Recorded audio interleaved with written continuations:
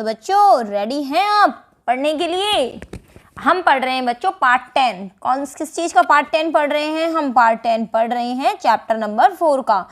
कुछ दिन के लिए वीडियो में गैप हो गया था बच्चों, उसके लिए हम सॉरी बोलते हैं आपके लिए, लेकिन आप अपने रेगुलर वीडियोस रखेंगे। बच्चों एक चीज़ और सजेशन मैं आपके साथ शेयर करना चाहूँगी, क्या आप मेरे साथ लाइव क्लासेस पढ़ना चाहते हैं? यहाँ जो क्लासेस हैं वो सारे रिकॉर्डेड हैं, लेकिन मैंने थोड़ा सा एक चीज़ और चेंज करी है। टीचमेंट ऐप पर मैं लाइव क्लासेस लेने वाली हूँ। एक नया बैच स्टार्ट करने वाले हैं टीचमेंट ऐप पर 1 जुलाई से। तो आप प्लीज़ मुझे इस वीडियो के डिस्क्रिप्शन बॉक्स में बताइएगा कि क्या आप टीचमेंट ऐप पर 1 जुलाई से नए बैच में कोई बच्चा ज्वाइन करना चाहता है। वहाँ एज ए ट्यूशन की तरह से आपकी क्लासेस होंगी, एज ए ऑनलाइन ट्यूशन आप मान लीजिए। पूरी जानकारी आपको इस टीचमेंट क्लास की आपको हमारे टेलीग्राम चैनल पर उपलब्ध हो जाएगी। आप हमारे टेलीग्राम चैनल को ज्वाइन कर सकते हैं डिस्क्रिप्शन बॉक्स में से, वहाँ आपको पूरी जानकारी उपलब्ध हो जाएगी बच्चों। चलिए चैप्टर 4 यहाँ पे हम पढ़ रही थी पार्ट 10, सक्रियण ऊर्जा का महत्व हमको पढ़ना है। चैप्टर कंटिन्यू करते हैं बच्चों, क्या क्या चीज़ हमने पढ़ ली थी। सक्रियण ऊर्जा का क्या महत्व है, एक्टिवेशन एनर्जी का पार्ट 9 तक का वीडियोस कहाँ मिलेगा? कोई बच्चा आज नया है हमारे चैनल पर तो प्लीज़ देखिएगा, हमारे पास इसमें डिस्क्रिप्शन बॉक्स में प्लेलिस्ट दी हुई है, उसमें आपको सारे पार्ट्स मिल जाएंगे। और नोट्स जो है वो भी आप डिस्क्रिप्शन बॉक्स में लिंक देखिएगा, वहाँ पर आपको कुछ ना कुछ मिलेगा जो आपको हेल्प करेगा कि नोट्स वगैरह कैसे प्राप्त हो सकते हैं। सक्रियण ऊर्जा का मान कम होने पर अभिक्रिया का वेग बढ़ जाता है। देखिए यहाँ से सक्रियण ऊर्जा यहाँ से क्या दे रखी है बच्चों, कम दे रखी है। अगर जितनी ऊर्जा कम होगी उतना ही ज़्यादा क्या होगा, वेग बढ़ेगा। इससे लास्ट वाली क्लास में हमने देख लिया था ये चीज़। यहाँ सक्रियण ऊर्जा के आधार पर किसी अभिक्रिया की ऊष्माक्षेपी या ऊष्माशोषी होने का पता चलता है। देखिए बच्चे यहाँ पर आप देख सकते हैं कि अगर EA1 अगर ज़्यादा है और EA2 अगर कम है तो यहाँ पर अभिक्रिया कैसी होगी, ऊष्माक्षेपी हो जाएगी। जबकि इसके बदले में क्या होगा बच्चों, यहाँ पे अभिक्रिया क्या होगी, यहाँ से ऊष्माक्षेपी अगर ऐसा नहीं है, EA2 ज़्यादा है तो ऊष्माशोषी अभिक्रिया होगी। ठीक है, सक्रियण ऊर्जा ज्ञात करने की अब विधि क्या है वो ही हमको यहाँ से पढ़नी है बच्चों। ठीक है, इसकी 2 विधियाँ हैं बच्चों, यहाँ से देख लीजिएगा। मैं फिर से कह रही हूँ, इस वीडियो को आपको PDF में अगर चाहिए तो आप प्लीज़ डिस्क्रिप्शन बॉक्स में देखिएगा कि वहाँ पर कुछ लिखा हुआ होगा, वो एक बार आप पढ़ लीजिएगा, उसके बाद हमें कॉन्टेक्ट कीजिएगा। इसकी 2 विधियाँ हैं। कौन कौन सी 2 विधि? यहाँ पर एक तो हम पढ़ेंगे बच्चों मैथमेटिकल और एक पढ़ेंगे अपन ग्राफीय विधि। तो एक तो है अपनी ग्राफीय विधि और दूसरी है बच्चों अपनी गणितीय विधि। तो हम पहले कौन सी पढ़ने वाले हैं बच्चों, वो पढ़ेंगे अपन ग्राफीय विधि। नोट कर लीजिए यहाँ से, ग्राफीय विधि और दूसरी है हमारे पास गणितीय विधि। 2 या 3 वीडियो में ये चैप्टर का फिनिश हो जाएगा, फिर इसके हम लगाएंगे क्वेश्चन आंसर बच्चों। ठीक है, चलिए पहला लिख देते हैं हम यहाँ से ग्राफीय विधि। ओके स्टूडेंट्स, चलिए ये हेडिंग हमारा डल गया। अब यहाँ से हम आपको बता दें, हमारे पास इक्वेशन था k बराबर a -EA/RT, ये अपना था आर्हेनियस इक्वेशन। अब यहाँ से हमें क्या करना है, a को इसके नीचे ले जाओगे। जब a को इसके नीचे ले जाओगे तो क्या बन जाएगा, k/a इक्वल्स टू e⁻⁻EA/RT। ठीक है, अब आगे क्या करना है, आपको लॉग लेना है। क्या लेना है, लॉग लेने पर जब आप लॉग लेंगे यहाँ से तो क्या होगा, ln k/a। मैंने आपको पहले भी बताया था, जब लॉग लिया जाता है बच्चों तो ये वाली इक्वेशन में लॉग में ये चीज़ आगे आ जाएगी -EA/RT, और यहाँ बच क्या जाएगा -EA/RT, क्योंकि जो लॉग होता है वो किस बेस का होता है, ई बेस का होता है। और जब हम इसका लॉग लेंगे ln तो इसके बाद ये वाली पावर है जो आगे आ जाएगी बच्चों। ठीक है, अब इसके बाद क्या होगा, हमारे पास ln k/a लिखा है, तो k/a का मतलब क्या है, मैंने आपको लॉग सॉल्व करना बताया था। जो बटा में चीज़ होती है वो किस में आ जाएगी, अपने पास माइनस में। तो ln k minus ln a बराबर -EA/RT। ठीक है, इसके बाद हम क्या लिखा जा सकता है, इसको आप माइनस जो ln a है इसको दूसरी साइड ले जाइए, तो ln k equals to -EA/RT plus ln a, इतना हो गया अपने पास। अब अपन क्या करने वाले हैं, इस पूरी इक्वेशन को लॉग से चेंज कर देंगे। जैसे ही आप लॉग से चेंज करोगे इसको, तो इसमें कितने से मल्टीप्लाई करना पड़ेगा, 2.303 से। ये भी आपको बताया था, लॉग ln को जब हम log 10 के बेस में चेंज करते हैं तो इसको मल्टीप्लाई करते हैं 2.303 से। यही चीज़ हमने लिखी, इक्वल्स टू, फिर यहाँ क्या जाएगा -EA/RT ठीक है, और प्लस ये वाली चीज़ आप चेंज होगी 2.303 log a। अब अपने को क्या करना है, इस पूरी इक्वेशन को 2.303 से भाग लगा देना है। तो लिख दीजिए 2.303 से भाग देने पर। ठीक है बच्चे, यहाँ से आगे क्या होगा, यहाँ पे देखिए, यहाँ से जब भाग इसका लगाएंगे अपन, तो एक सेकेंड, यहाँ से log के तो लिखना भूल ही गए हम। 2.303 log के upon 2.303 equals to minus A upon 2.303 R T plus 2.303 upon 2.303 log A. तो इससे तो ये कैंसिल हो गया, इससे ये कैंसिल हो गया, जो बच गया वो लिख देते हैं हम यहाँ पे log के इक्वल्स टू माइनस ए बटा 2.303 आर टी प्लस log ए। अब इस इक्वेशन की हम तुलना करेंगे, किससे करेंगे, y equals to minus m x plus c से। देखिए बच्चों कैसे हो सकती है कंपैरिजन, यहाँ पे देखिए बच्चों कैसे कंपैरिजन कर लोगे, जो log के आपके सामने लिखा हुआ है वो तो हो जाएगा y, ठीक है। अब यहाँ पर ये वाला जो इतना वाला है ये हो जाएगा माइनस m, ठीक है, और जो t वाला पोर्शन जो आपको दिखाई दे रहा है मतलब 1/t, या फिर आप इसको ऐसा लिख सकते हो बच्चों, यहाँ पे हम ऐसा भी तो लिख सकते हैं माइनस ए अपॉन 2.303 आर और ये 1/t। तो ये वाला जो पोर्शन होगा वो तो हो जाएगा m और ये हो जाएगा अपना x और ये हो जाएगा अपना c। समझ में आया? इसका मतलब अब जो ग्राफ हमारा खींचेगा वो क्या खींचेगा ग्राफ बच्चों, ग्राफ हम देख लेते हैं यहाँ से। देखिए यहाँ से एक सेकंड बच्चों, ये हो गया माइनस m, ये हो गया x और ये हो गया अपना c, ठीक है ना। चलिए ग्राफ खींच लेते हैं बच्चों यहाँ से।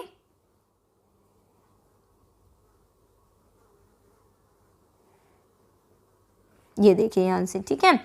अब यहाँ से अपने पास ये लाइन, एक सेकेंड, अपन लाइन खींच ले इसकी माइनस एम एक्स प्लस सी की, ये वाली लाइन खींच गई अपने पास, ठीक। अब इसके अंदर से देखिए क्या क्या चीज़ है, वाई अक्ष पे क्या आ जाएगा बच्चों, वो आ जाएगा log के, ठीक है। एक्स अक्ष पे क्या आ जाएगा 1/t, समझ में आया। और ये आ जाएगा अपने पास m माइनस m, या इसका ढाल हो गया m जो है इसका ढाल minus 2.303 sorry minus E A upon 2.303 R, ठीक। और जो c होगा मतलब ये वाला जो पोर्शन होगा अपने पास वो होगा log a, ठीक है। चलिए ये अपने पास ग्राफ की चीज़ें हो गई, ये हमने आपको एक्सप्लेन कर दी किस में कौन सी चीज़ क्या है। तो ये अपने पास हो गया ग्राफ। तो इसकी सहायता से हम समीकरण तुलना कर सकते हैं। log k और 1/t के मध्य ग्राफ सरल रेखा प्राप्त होता है, जिसकी सहायता से सकरण ऊर्जा का मान ज्ञात किया जा सकता है। बच्चों मैं आपको इतना सा बता दूं कि सकरण ऊर्जा का मान वैसे जो है ग्राफिकल मेथड से ज्ञात नहीं किया जाता, न्यूमेरिकल पोर्शन में जो हम यूज़ करते हैं वो यूज़ करते हैं हम यहाँ पे मैथमेटिकल, वो है हमारी गणितीय विधि, ठीक है। अब गणितीय विधि के देख लेते हैं एक बार। देखिए यहाँ पर किसी अभिक्रिया, साथ साथ चाहे तो वो भी लिख सकते हैं आप, किसी अभिक्रिया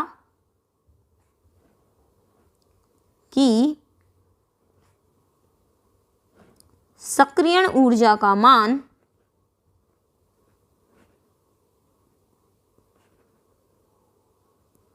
ज्ञात करने के लिए किसी ताप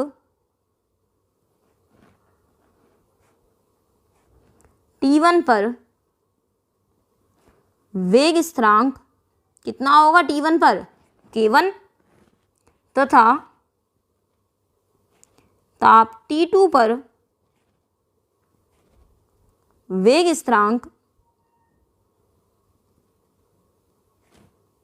K2 ज्ञात करते हैं, ठीक है बच्चों।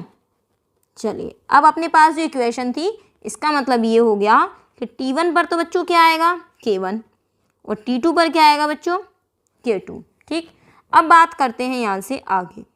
ये जो log k वाली इक्वेशन थी जो हमारी ये वाली थी, log k बराबर माइनस ई ए 2.303 आर टी प्लस लॉग ए, है ना। अगर हम इसे 1 पर लिखें तो K1 पर कितना होगा, T1 होगा। इसी तरह से हमने दोबारा लिख दी यही इक्वेशन। ये देखिए, अगर यही इक्वेशन हमको दोबारा लिखनी है यहाँ से, तो ये इक्वेशन अपने पास क्या आ गई बच्चों, फिर से आ गई यहाँ पे। एक सेकेंड, ये देखिए ये इक्वेशन फिर से आ गई, जहाँ क्या होगा, K2 टेम्परेचर पे कितना, T2 टेम्परेचर पे क्या होगा, K2 होगा। इसको तो आप दे दीजिए इक्वेशन नंबर 1 नाम, और इसको दे दीजिए इक्वेशन नंबर 2 नाम। ये इक्वेशन नंबर 1 हो गई और ये इक्वेशन नंबर 2 हो गई, ठीक है। अब हमको करना क्या है, आप भी अपनी कॉपी में करते जाइए। समीकरण 2 में से समीकरण 1 को घटाने पर, अब कैसे घटाते हैं यहाँ से वो देखिएगा। समीकरण 1 को घटाने पर 2 में से 1 मतलब LHS में से तो LHS को घटाइए और RHS में से RHS को घटाइएगा।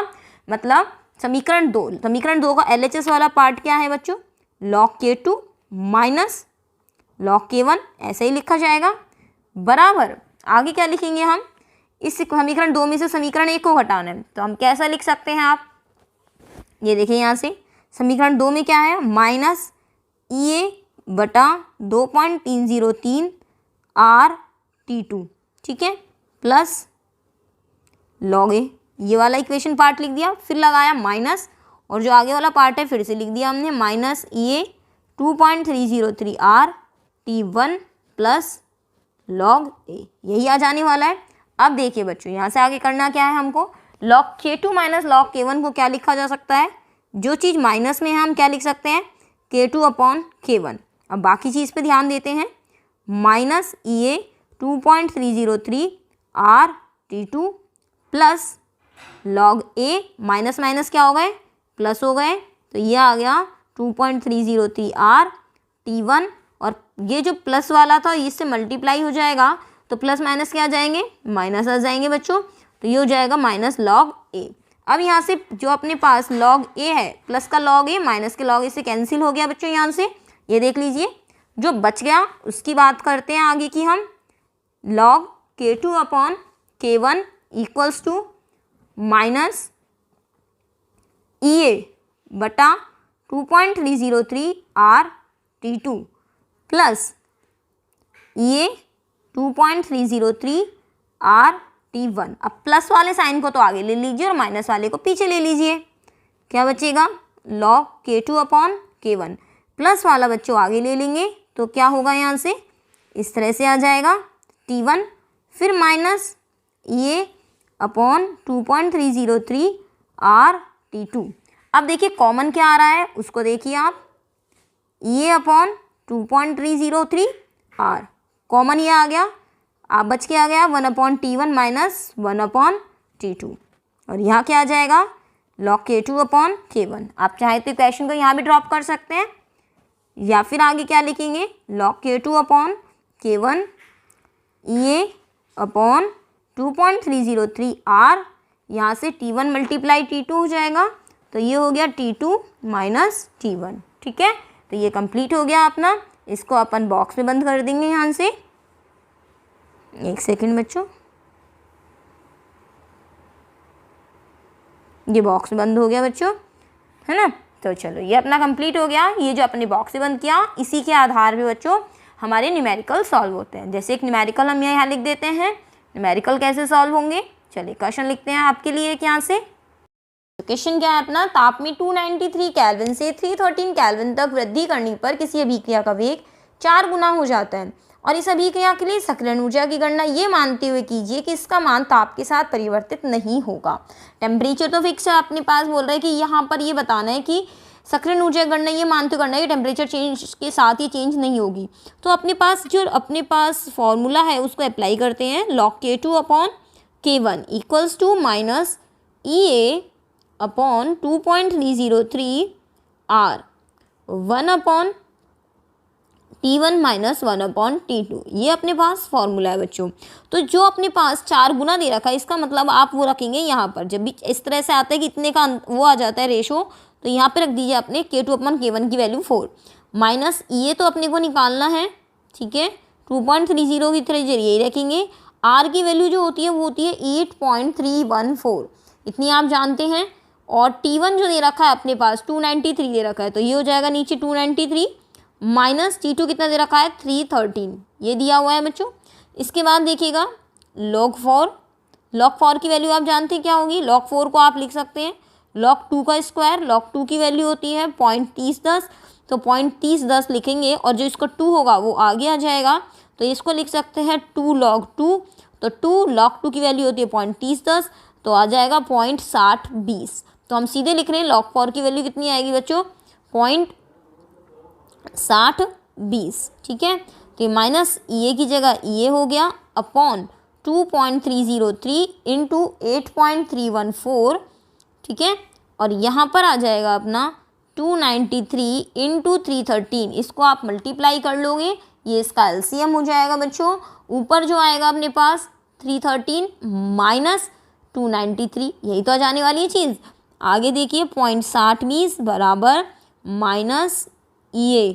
अभी कैलकुलेशन जो है वो मैं सॉल्व नहीं कराऊंगी बच्चों आपको, ये आपके ऊपर हम छोड़ेंगे, क्योंकि मैं अभी यहाँ पे सॉल्व करने बैठ जाऊँगी तो वीडियो का टाइम खत्म हो जाएगा अपना, जो बहुत लंबी हो जाएगा। 313 में से 293 आप लेस करेंगे, कितना आएगा 20 आएगा, नीचे 293 इंटू 313, ठीक है। ये चीज़ हो गई अपने पास। बस इसके बाद अब आपको क्या करना है बच्चों, सब कुछ मल्टीप्लाई वगैरह आप कर लेंगे यहाँ से ये वैल्यू वगैरह के लिए। ओके स्टूडेंट्स, एक चीज़ यहाँ पे माइनस हमने गलत लगा दिया जल्दबाजी में, माइनस यहाँ पे नहीं आएगा, ये माइनस हटा दीजिए, यहाँ हमने फॉर्मूले में ध्यान नहीं दिया। फिर एक बार ध्यान गया कि एक बार ध्यान आया कि नहीं यार एक फॉर्मूले में तो माइनस तो कम वो आगे पीछे कर ही लिया था हमने, तो ये माइनस तो नहीं आएगा। तो बस अब आप इसके बाद जो होगी वैल्यूज़ को क्या कर लेंगे यहाँ पे बच्चों, बस अब आप तो इसको क्या करना है, आपको एक्सचेंज करना है, आपको वैल्यूज़ को आप कर लेंगे। कैसे कर लेंगे यहाँ से, ये देखिए यहाँ पे 0.6020 इंटू में 2.303 इंटू क्या आ जाएगा बच्चों यहाँ पे अपने पास 8.314, मल्टीप्लाई हो गया ना बराबर EA। अब ये इंटू 20 दे रखा है बटा 293 इंटू 313, ये भी इसी के पास चला जाएगा। तो इसका मतलब जब आप ये वाली चीज़ को आप यहाँ प्लेस कर दोगे तो इसका मतलब ऐसा लिख दें यहाँ पे इंटू 293, एक सेकेंड बच्चों, 293 इंटू 313, इसके बाद ये 20 कहाँ चला जाएगा, इसके नीचे, ये लीजिए इसके नीचे कर दीजिए 20, तो बराबर क्या आ जाएगा बच्चों EA। बस अब आपको क्या कर देना है बच्चों, इसको पूरे को सॉल्व आपको कर लेना है। कर लेंगे ना आप यहाँ से, और भी कर लेते हैं। देखो इजी, यहाँ से 2 को आप काटोगे तो यहाँ पे 10 आ जाएगा, ये 0.3010 आ जाएगा वही वापस से, फिर आप इसको 10 का भाग देंगे तो सब कुछ बस मल्टीप्लाई करना बाकी रह गया और कुछ भी नहीं है यहाँ से।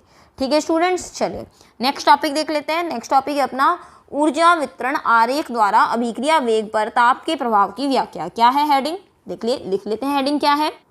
देखिए स्टूडेंट्स, अपने पास क्या टॉपिक है, ऊर्जा वितरण आरेख द्वारा अभिक्रिया वेग पर ताप के प्रभाव की व्याख्या। मैक्सवेल और बोल्ट्जमैन ने क्या किया था बच्चों, स्टैटिक्स का यूज़ किया था। किसका यूज़ किया था, सांख्यिकी का। और अभिकारक अणुओं में ऊर्जा वितरण को समझाया था कि अभिकारक जो अणु हैं, जो अपने रिएक्टेंट हैं, उनके अंदर एनर्जी डिस्ट्रीब्यूशन कैसे होगा। तो अभिकारक अणुओं को जो अंश अपन ने लिखा Ne/NT, इसका मतलब क्या है, Ne/NT का मतलब है, यहाँ NT का मतलब है total energy molecule. Total molecule के कितने अणु हैं, 100 हैं अणु या 200 हैं या 300 हैं, उनमें से ऊर्जा कितनों के पास कितनी है। जैसे हमने कह दिया 50 किलो जूल कितने अणुओं के पास है, 100 किलो जूल कितने अणुओं के पास है, 150 किलो जूल कितने अणुओं के पास है। तो 50 किलो जूल ऊर्जा जो है वो 3 अणुओं के पास है, 100 किलो जूल 5 अणुओं के पास है और 150 किलो जूल जो है वो 10 अणुओं के पास है। तो वहाँ पर यही अंश इसको बताएगा कि यहाँ पर 3/300 लिख सकते हैं हम, यहाँ पे कुल अणु माने तो 5/300, 10/300। तो ये कह रहा है कि ई ऊर्जा प्राप्त अणुओं का अंश कितना है और अणु कितने हैं और टोटल नंबर ऑफ जो है टोटल नंबर कितने हैं अपने पास अणु, उनकी गतिज ऊर्जा के मध्य एक आरेख निर्मित किया था जिसे ऊर्जा वितरण आरेख कहते हैं बच्चों। अब इस आरेख को ढंग से समझिएगा, क्योंकि आरेख को समझने में प्रॉब्लम हो जाती है, दिक्कत हो जाती है। यहाँ बच्चे सही तरीके से इसको नहीं समझते हैं। कारण है क्योंकि हमने ग्राफ बनाया है ये, और इस ग्राफ को बच्चे डिनोट करते हैं ऊर्जा से कि ये वाला पॉइंट है ऊर्जा का, जबकि इस ग्राफ में ऐसा नहीं है। इसके अंदर एक्स अक्ष पे तो ली जाती है बच्चों Ne/NT। फिर से कह रही हूँ, NT का मतलब है कुल अणुओं की संख्या और NE का मतलब है ई ऊर्जा प्राप्त अणुओं की संख्या, और यहाँ से ये अपने पास है गतिज ऊर्जा। ठीक है, अब देखिए यहाँ से इसको समझिएगा, यहाँ से इसका मतलब ये हो गया कि ऊर्जा इस पॉइंट पे क्या है, कम है, इस पॉइंट पे और ज़्यादा है, इस पॉइंट पे और ज़्यादा, और इस बिंदु पर ऊर्जा और ज़्यादा है।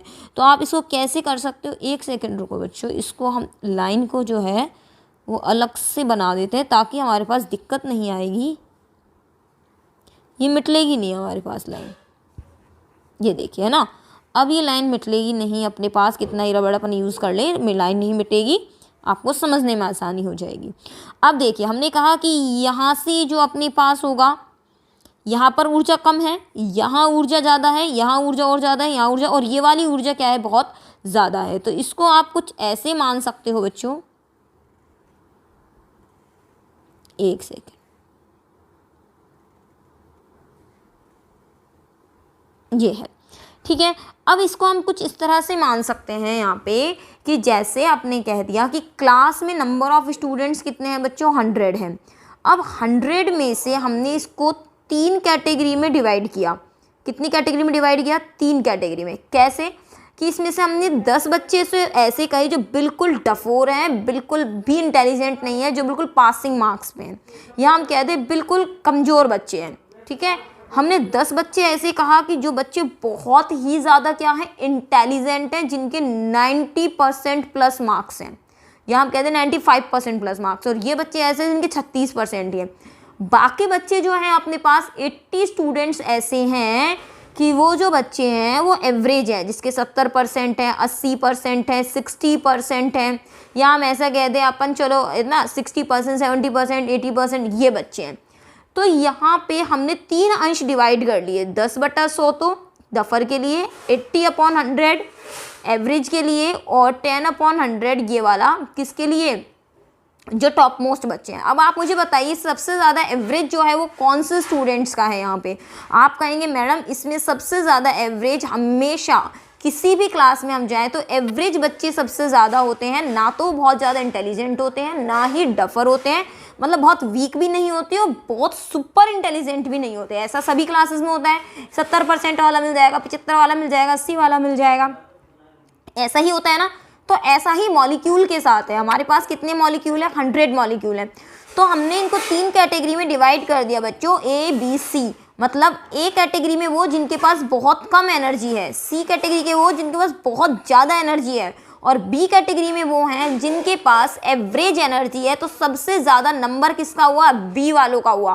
तो यहाँ पर ये इसी चीज़ को दिखा रहा है बच्चों कि ये वाला जो पॉइंट है इसका मतलब है कि इस पॉइंट पर जो अणु हैं हमारे पास, ये कौन से वाले हैं, जिनके पास जो एनर्जी है वो कैसी है, एवरेज एनर्जी है। सबसे ज़्यादा जो अंश है वो इसी ऊर्जा का है यहाँ पे, क्योंकि इस पॉइंट पर ऊर्जा क्या होगी बच्चों, कम होगी। इस पॉइंट पर ऊर्जा क्या है, यहाँ पे ज़्यादा है। कैसे है कम और ज़्यादा, ये देखिए गतिज ऊर्जा के हिसाब से हम बता रहे हैं। ग्राफ को रीड कीजिए, गतिज ऊर्जा लिखा हुआ है, इसका मतलब अगर हम इस पॉइंट पे बात करें, अगर हम इस अंश की बात करें तो उसके लिए गतिज ऊर्जा यहाँ पर होगी, और हम अगर इस पॉइंट की बात करें अणुओं की तो इस पॉइंट पर गतिज ऊर्जा देखिए ज़्यादा होगी। अगर मैं कह दूँ या ग्राफ में मेंटेन कर दूँ, यहाँ पे लाइंस मेंटेन कर दूँ कि यहाँ पर तो ऊर्जा है 10, फिर 20, फिर यहाँ पर 30, और ये वाली है 50, फिर 60, फिर 70। एक सेकेंड, गतिज ऊर्जा मैंने मेंटेन कर दी 70, 80। चलो मैं यहाँ ग्राफ में मेंटेन कर ही देती हूँ एक बार, ताकि आपको समझने में आसानी हो जाए, क्योंकि ग्राफ जल्दी से समझ नहीं बैठता है बच्चों के, इसीलिए मैं यहाँ पर आपको अच्छे से समझाने का प्रयास कर रही हूँ।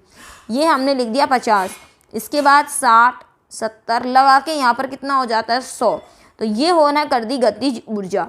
तो हम कह रहे हैं इसमें से जो कम एनर्जी वाले हैं वो ये है, ज़्यादा एनर्जी वाले हैं ये हैं, और जो बीच की एनर्जी वो ये हैं। तो यहाँ पर ये अंश है, 10 एनर्जी जिनकी है वो उनका नंबर क्या होगा, कम होगा, उनका अंश क्या हो गया 10/100 हो गया। अगर हम कहते 30 वाले हैं तो यहाँ पर इनका अंश कितना हो गया, 30/100 हो गया, कि इनकी जो ऊर्जा है वो 30 किलो जूल है। लेकिन 50/100 इसका मतलब हो गया 100 में से 50 अणु। अगर मैं यहाँ पे कह दूँ 50/100, इसका मतलब हो गया 100 में से 50 अणु ऐसे हैं जिनकी ऊर्जा कितनी है, एक सेकेंड बच्चों, 100/50 नहीं, इसका मतलब अपन यूँ कहा जा सकता है कि इसमें से इसमें जो ऊर्जा है इस वक्त जो अधिकतम ऊर्जा है, सॉरी अधिकतम ऊर्जा नहीं, अधिकतम अणु ऐसे हैं जिनके पास ऊर्जा कितनी है, 50 किलो जूल की ऊर्जा है। या हम यहाँ नंबर डिसाइड कर दें बच्चों, यहाँ से अगर आप और क्लियर देखना चाहें, अगर मैं यहाँ नंबर डिसाइड कर दूँ इस ग्राफ में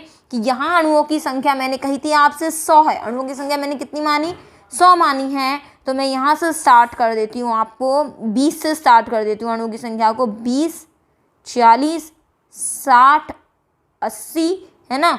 और फिर यहाँ पे तो अंश आएगा, अपन 20, 40, 60, 80 नहीं लिख सकते हैं, हम यहाँ कुछ ऐसा लिख सकते हैं कि यहाँ पर तो अणु है 20/100, यहाँ पर है 40/100 है ना, और यहाँ पे नंबर ऑफ अंश जो है वो बढ़ता जा रहा है। यहाँ पर है अपने पास लास्ट में जाके आ जाता है अपने पास यहाँ पे 50/100, यहाँ आ जाता है 60/100, ऐसे करके आप मान लेते हैं। तो हम ऐसा कह सकते हैं कि यहाँ 50 किलो जूल जो ऊर्जा है ना, वो ऊर्जा प्राप्त अणुओं की संख्या किसी भी रिएक्शन में सबसे ज़्यादा है। चाहे आप यहाँ से एवरेज कर लीजिए कि किसी क्लास में जो एवरेज स्टूडेंट्स होते हैं उनमें से जो अपन बात करते हैं एवरेज वालों की संख्या, तो यहाँ पर बच्चों हमने कह दिया ये जो एवरेज बच्चे हैं वो क्लास में सबसे ज़्यादा होते हैं, तो इसका अंश सबसे ज़्यादा है, हमने कह दिया 80/100, उनका अंश सबसे ज़्यादा हो गया। इसी प्रकार से एवरेज एनर्जी वाले जो एनर्जी मॉलिक्यूल होते हैं उनकी संख्या सबसे ज़्यादा होती है। तो यहाँ हम कह रहे हैं कि ये वाली जो 50 वाली जो एनर्जी है वो सबसे ज़्यादा अणुओं के पास है इसमें से, इसका मतलब यहाँ पर जो अणु हैं उनकी संख्या कम है, यहाँ वाले अणुओं की संख्या कम है, और यहाँ वाले अणुओं की संख्या जो है इस वाले पॉइंट की बात कर रहे हैं, ये एनर्जी को नहीं बता रहा है, ये अधिकतम ऊर्जा को नहीं बता रहा है, ये पॉइंट किसको बता रहा है, अधिकतम अणुओं के अंश को बता रहा है जो यहाँ पर सबसे ज़्यादा एनर्जी लिए हुए हैं, सॉरी सबसे ज़्यादा एनर्जी फिर से बोल दिया मैंने, ये उसको बता रहा है जहाँ हम ये कह सकते हैं ये पॉइंट इस चीज़ को बता रहा है कि ऐसे अणुओं की संख्या सबसे ज़्यादा है जहाँ उनके पास 50 किलो जूल ऊर्जा है। इसको हम ऐसा भी कह सकते हैं कि 100 में से 80 अणु ऐसे हैं, 100 में से 80 अणु ऐसे हैं जिनके पास 50 किलो जूल ऊर्जा है, जबकि 10 अणु ही ऐसे हैं जिनके पास 20 किलो जूल ऊर्जा है, जबकि इसमें से 80 किलो जूल वाले अणुओं की संख्या बहुत कम है। तो ये बताता है अधिकतम अणुओं के अंश को। तो समझ में आ गई होगी बात बच्चों। यहाँ से बच्चों यहाँ पर हमने आपको समझाने की कोशिश की है, हमें नहीं पता वीडियो बनाते टाइम कि आपको समझ आया होगा नहीं आया होगा, अगर साथ साथ फीडबैक मिलता है तो वो ज़्यादा बेस्ट होता है। तो हम आपको एक चीज़ यही कहना चाह रहे हैं बच्चों, जो भी इस क्लासेस को पढ़ रहे हैं, अगर आप हमसे टीचमेंट पर लाइव पढ़ना चाहते हैं बच्चों, तो 1 जुलाई से हम एक नया बैच स्टार्ट कर रहे हैं, वो एज ए ट्यूशन बैच होगा। उसके अंदर बच्चे रिकॉर्डेड क्लास में नहीं, as it is live classes में पढ़ेंगे, जहाँ पे बच्चे अपनी समस्या का समाधान उसी समय पूछ सकते हैं, माइक के द्वारा पूछ सकते हैं। आप लोगों के लिए जैसा आपका रिस्पॉन्स आएगा बच्चों, इसके लिए आप अपने टेलीग्राम चैनल को ज्वाइन कर लीजिएगा, वहाँ आपको फुल इन्फॉर्मेशन प्रोवाइड हो जाएगी। ठीक है स्टूडेंट्स, ओके स्टूडेंट्स, चलिए यहाँ पे बात करते हैं आगे इस ग्राफ की। अभी हम यहाँ पढ़ रहे हैं, जिनको यहाँ पढ़ना सही लग रहा है वो यहाँ भी पढ़ सकते हैं। ठीक है, चलिए वहाँ क्लासेस यहाँ की और वहाँ की क्लासेस में अंतर इतना ही होगा, वहाँ क्लासेस जो होंगी वो लाइव होंगी और आप हमारे साथ जुड़कर हाथों हाथ चीज़ों को पूछ सकते हैं बच्चों। ठीक है, चलिए ये वाली चीज़ हमने हो रही, चलो इस ग्राफ को अब एकदम सही कर लेते हैं बच्चों। जो हमने सारी चीज़ें पढ़ी यहाँ पर लिख देते हैं अपन, गतिज ऊर्जा, यहाँ हो जाएगा आपका NE/NT, और यहाँ पर आप लगाएंगे एक ग्राफ का निशान। इसका मतलब है ये जो शेडेड एरिया हमने करा है ये है हमारे पास सक्रिय अणुओं का अंश। मतलब अगर यहाँ पे इतनी ऊर्जा अगर इनके पास है, ये ऊर्जा दिख रही है ना आपको, यहाँ पर ऊर्जा होगी कुछ ना कुछ, अगर इतनी ऊर्जा आप इस अणुओं के पास है तो वो सारे अणु सक्रिय अणु कहलाएंगे जो कि प्रोडक्ट का निर्माण कर देंगे बच्चों। ठीक है, और इस पॉइंट पे क्या लिखेंगे, अधिकतम, देखिए हम क्या लिखने वाले हैं, अधिकतम संभाव्य ऊर्जा प्राप्त, अधिकतम संभाव्य ऊर्जा प्राप्त अणु। ठीक है बच्चों, चलिए अब इसके बाद आती है हमारे पास कि यहाँ पर अगर अपन टेम्परेचर बढ़ा दें तो इस पर क्या फ़र्क पड़ने वाला है। चलिए बच्चों टेम्परेचर की बात हम कर लेते हैं यहाँ से, एक सेकंड बच्चों। देखिए स्टूडेंट्स यहाँ से अपने पास क्या होगा,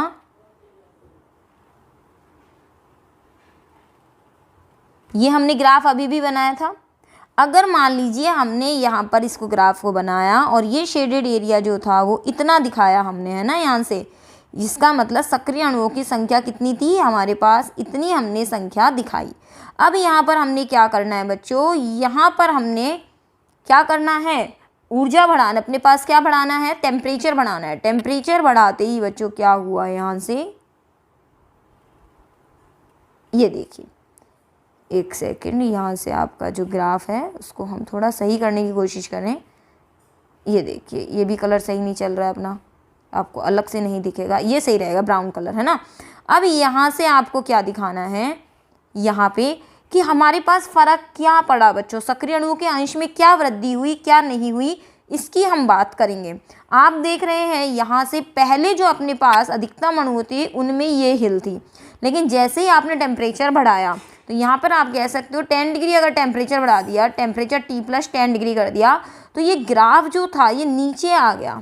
ये ग्राफ कहाँ आ गया, नीचे आ गया। नीचे आने का मतलब क्या हुआ, यहाँ पे नीचे आने का अर्थ ये हुआ बच्चों यहाँ पे कि सक्रिय अणुओं का जो अंश था वो अब यहाँ पर क्या हो गया, उसकी संख्या जो थी वो हमारे पास बढ़ चुकी है। सक्रिय अणुओं की संख्या क्या हो चुकी है, बढ़ चुकी है। अब यहाँ से अपन इस ग्राफ को कंटिन्यू यहाँ से कर दें तो ये इस तरह से होगा, और इस तरह से करने के बाद अब आप इसको क्या कर लीजिए, यहाँ से हमने इस तरह से कर दिया इसको।